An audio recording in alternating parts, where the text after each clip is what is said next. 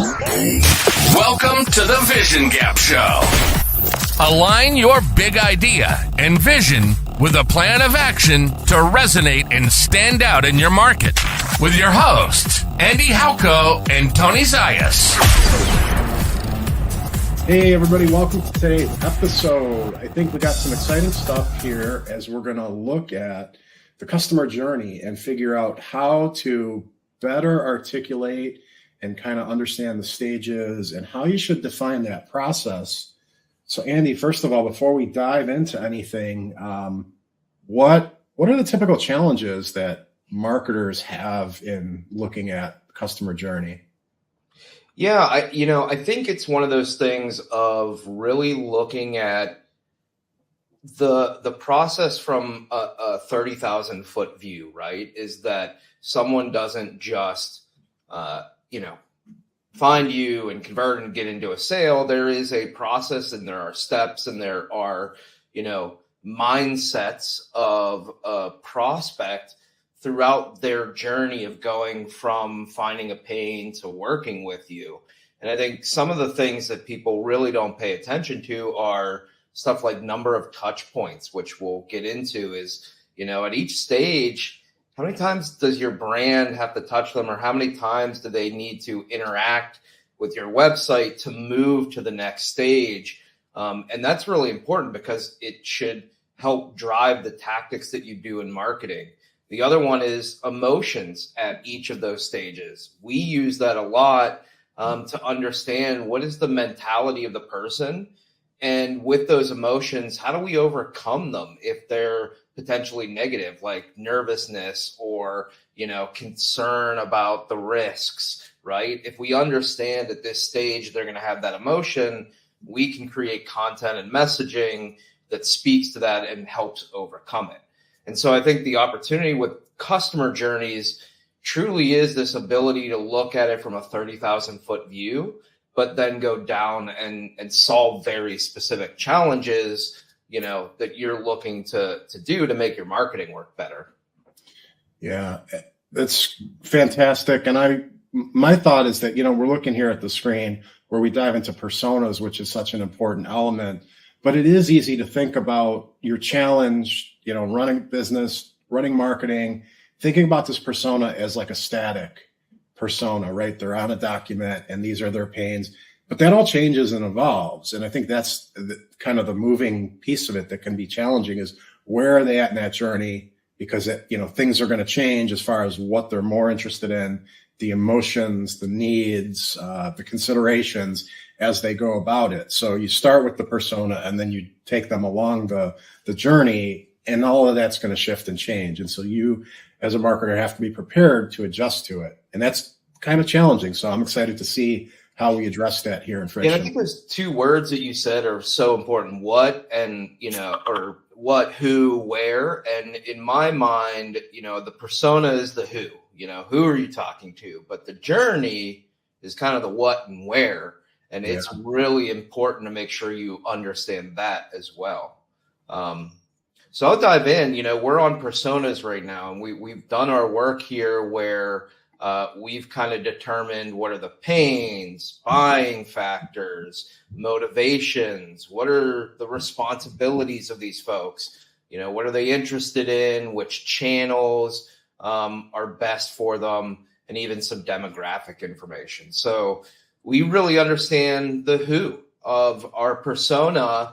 And this is valuable, right? Like within our personas, from this who, we can, our system is generating content ideas, it's generating campaign ideas, sales tips to help close them, offering ideas, conversion actions. So it's giving you a lot of information about the who.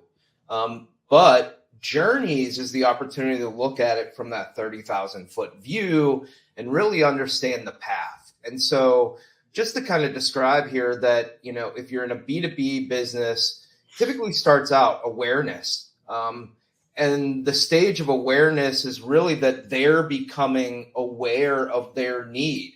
So they're experiencing a pain and they're starting to say, oh, I need something, or someone in their organization asked them for something. And this is the stage where they become aware of a need.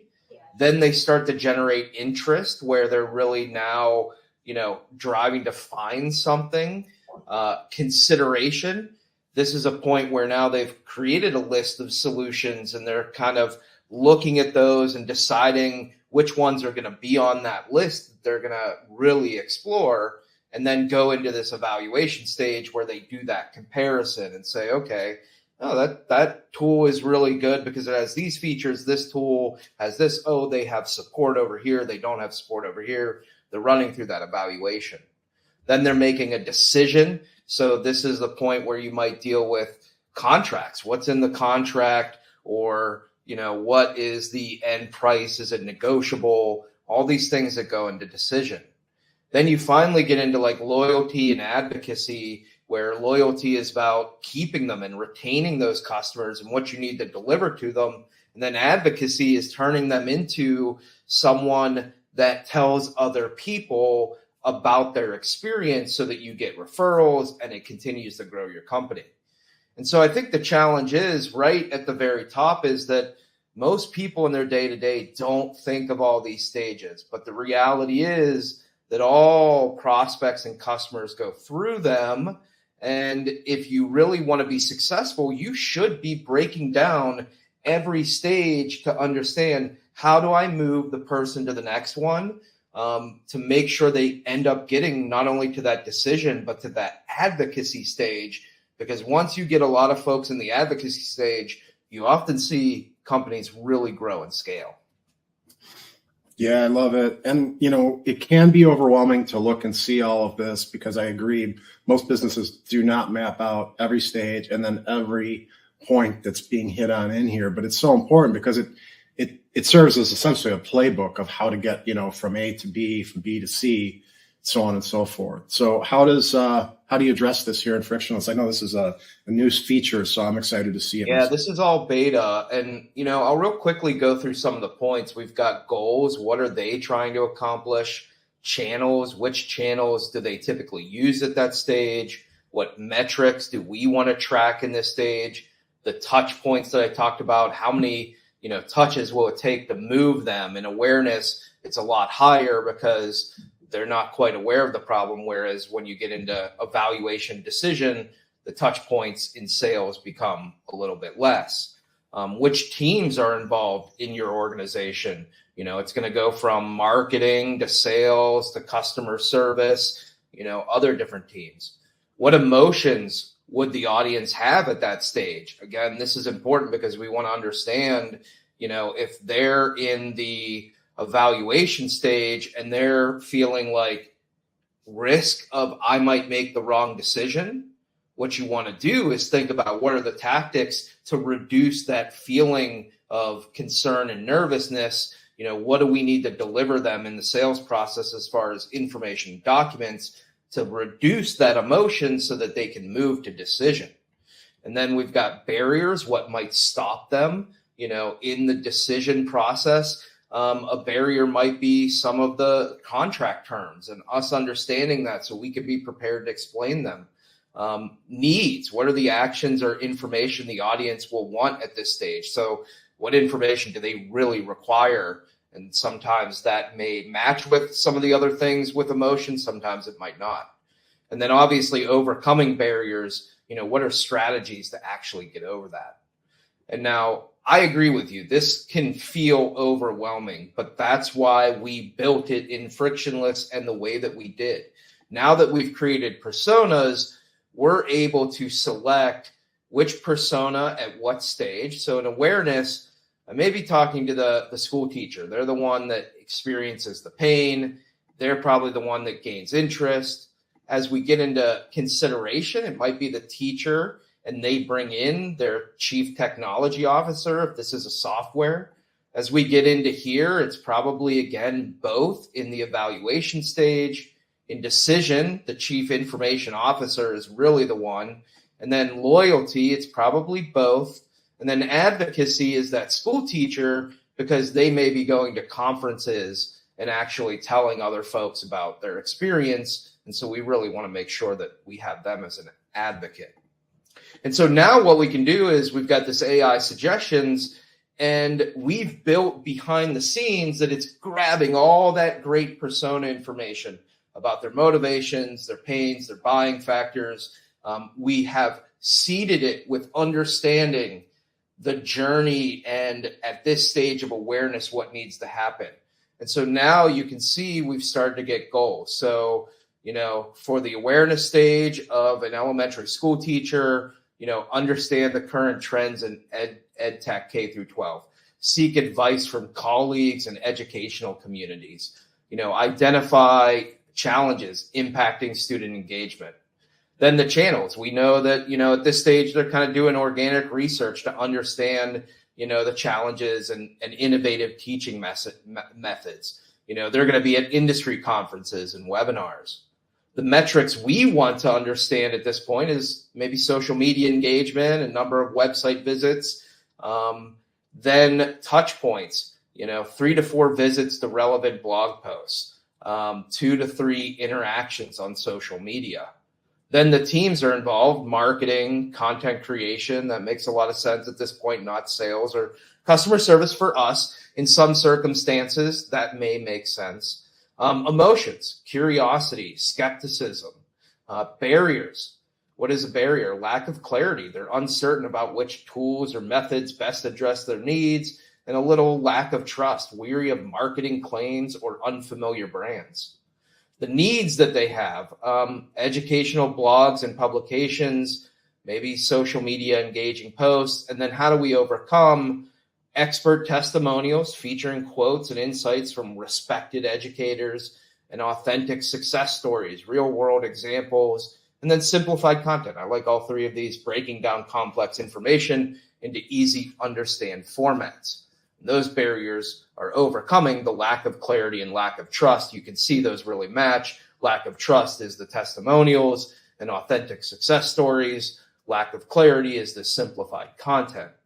And so literally within, I don't know what it's been, 2 minutes, but we've really now in this awareness stage understood our target audience and their mindset and what we should be doing for them, how we should be measuring it, what we can do in this stage to really help them move to the next one and influence their emotions. And so literally, again, in 2 minutes, if you're a business owner, a marketer, whatever role, salesperson, just generally as the team, you have this very valuable, clear insight. And then you can continue that process through each of these stages, all the way through a decision, loyalty, advocacy, and our system makes it so fast and easy to really be able to do that. It's awesome. So if you notice, Andy's not selecting every single item. They're all suggestions. So some will fit for your scenario, some might. Some will be like, oh, wow, I never would have thought of that. And others will say, oh, that's not valid. So they're all suggestions. You're picking the ones that make most sense. Can you add something in if it's not AI generated? Yeah. And so, this gives you the opportunity to hone these things so you can edit the ones that were suggested by the AI, so that if, plan for post-purchase support and training, and I say with personalized customer support demo, I can really now clarify that for how our organization is going to move this through. And so this becomes truly a document that is customized to your specific business needs. Again, with Frictionless, we're not trying to just give you a bunch of junk that's generic. We are truly trying to look at your personas, look at these specific stages and what's important, suggest information and let you curate it because you know your business, but this helps you move through the process 50 times faster. So it's really about coming up with something that is truly going to be valuable, is really strategic for your business, and being able to do it at hyper speed. Yeah, very cool. So a well-defined customer journey in 15 minutes or less. That's how long we've been talking. It's possible, it's doable. And as you can see, some of the stuff most of it is really on point. So super exciting to see this capability. So now this is available for users.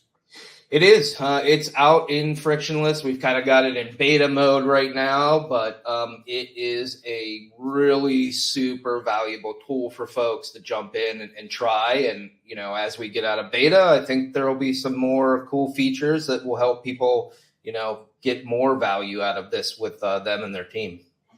Awesome. Really good stuff. Super exciting. Thanks, everybody, for tuning in, and we will see you guys next time. This episode of the Vision Gap Show has been brought to you by Frictionless. Build high-impact strategy at scale. Create your vision, brand position, and go-to-market strategy, all in a collaborative AI-enabled workspace. Visit frictionlesshq.com to create your free account today.